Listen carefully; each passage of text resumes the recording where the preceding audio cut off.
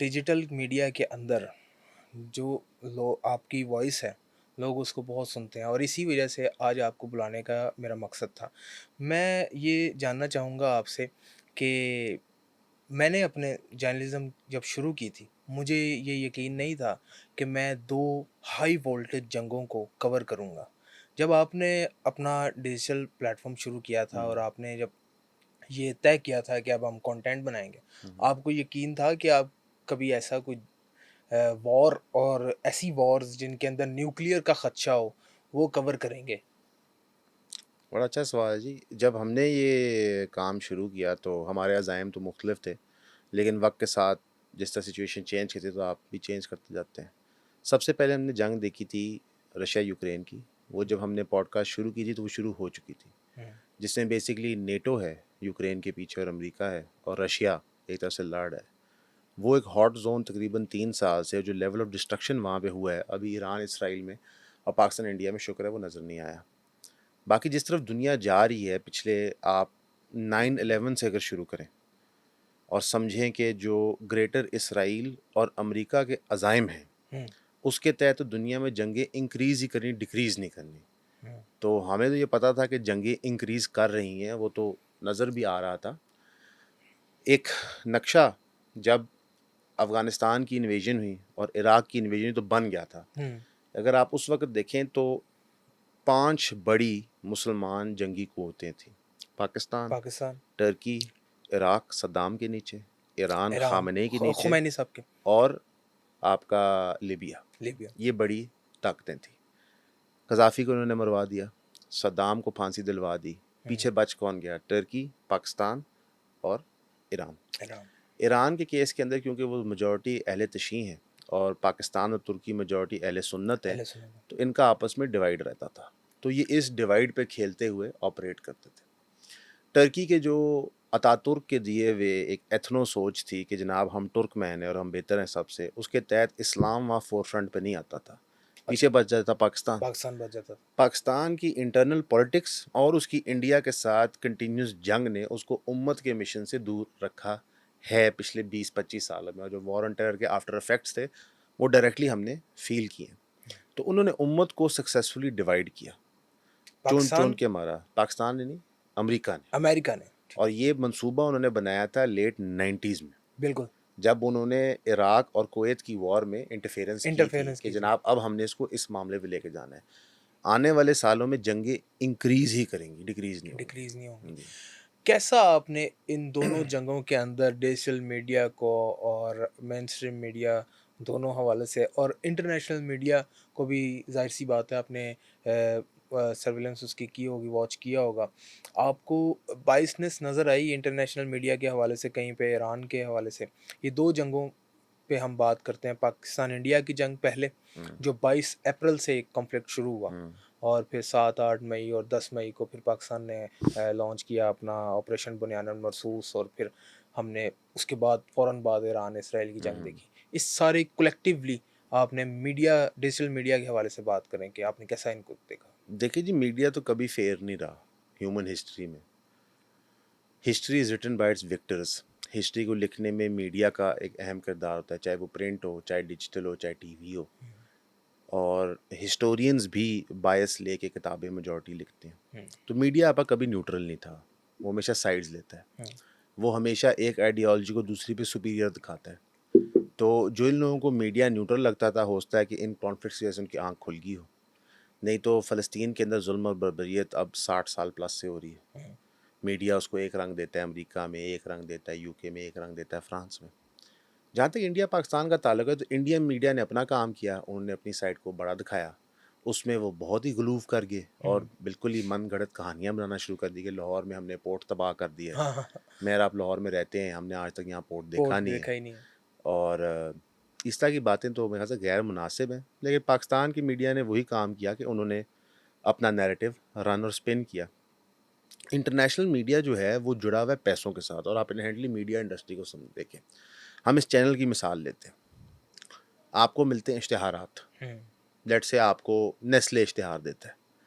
اب لیٹ سے میں آپ کو کہتا ہوں کہ جناب ایک بندے نے ہائی کورٹ میں اپنے آپ کو آگ لگا دی ہے اور وہ فوت ہو گیا، وہ نیسلے کا ملازم تھا جو پچھلے 10 سال سے نیسلے کے خلاف مقدمہ لڑ رہا تھا اپنی تنخواہ کے میٹر پہ. اخیر میں نیسلے کے سامنے ہار تسلیم کرتے ہوئے اس نے اپنے آپ کو آگ لگا کے جان لے لی.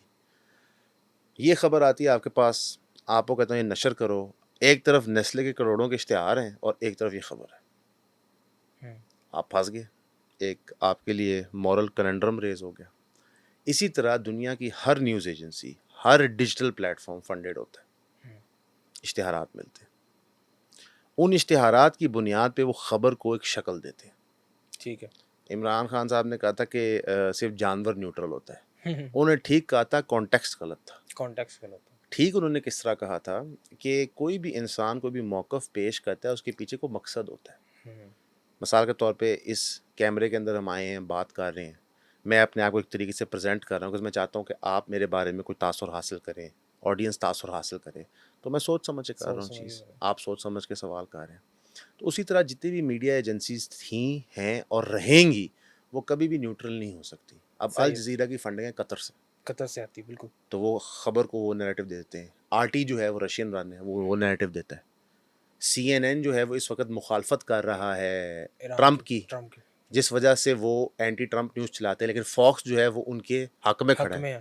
بالکل. وہ تو ایک جیسے اس کو تو بارے میں یہ کہہ رہے ہو, وہ ٹرمپ کا گودی میڈیا ہے.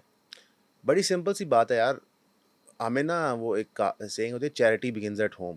تو پہلے مثالیں گھر پہ پوائنٹ آؤٹ کرنی چاہیے. ہم چھوٹے ہوتے تھے تو ہمیں لگتا تھا کہ جو جیو ہے وہ حق کی آواز ہے. پھر پتہ چلا کہ پروجیکٹ عمران خان کو لانچ کرنے میں جیو کا بڑا اہم کردار تھا, وہ انہوں نے تسلیم کیا. پھر ہمیں لگا اے آر وائی بڑی حق کی آواز ہے کہ جناب بڑا اچھا کام کر رہے ہیں. تو آپ کو کبھی بھی کوئی بھی چیز جو آپ سنتے ہیں اس پہ 100% یقین نہیں کرنا چاہیے, جو مرضی بول رہا ہو. بالکل, عقل اپنی استعمال بھی کرنی ظاہر ہے. اور انٹرنیٹ کی وسادت سے اب آپ ہر چیز کاؤنٹر چیک کر سکتے ہیں. بالکل. ٹھیک ہے, آپ نے اگر 100 کا نمبر بولنا تھا اور 110 بول گیا, یہ تو معاف ہو سکتا ہے, لیکن آپ کہیں کچھ ہوا ہی نہیں, بڑی عجیب بات ہے.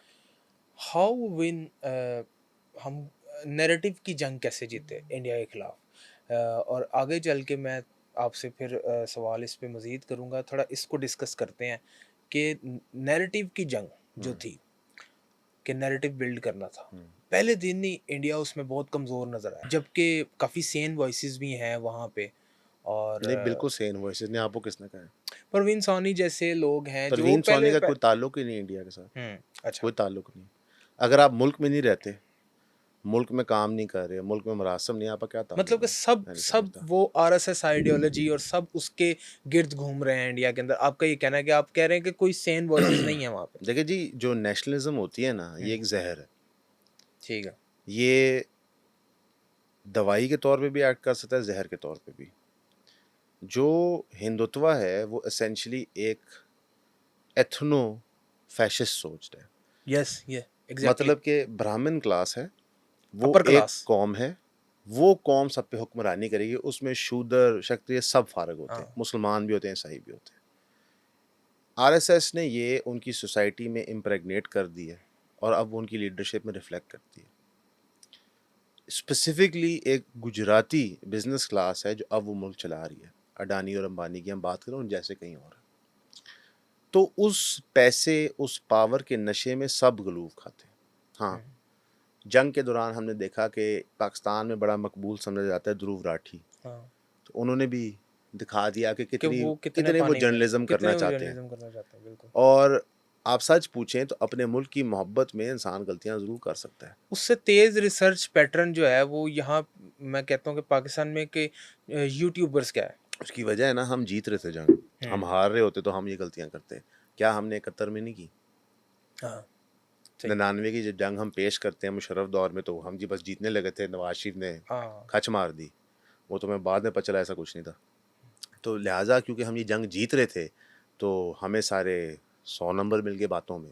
خدا نہ خواستہ ہم ہار رہے ہوتے, پھر کیا ہونا تھا. تو میں اس کو کبھی بھی ایک جنگ کے اسپیکٹرم میں نہیں دیکھتا. جھوٹ بولنا یا پروپیگنڈا چلانا میڈیا کا انہینڈ ٹول ہے. جوسف گوبلز جو پروپیگنڈسٹ تھا ہٹلر کے لیے, وہ کہتا تھا repeat a lie enough times and people will believe it to be true.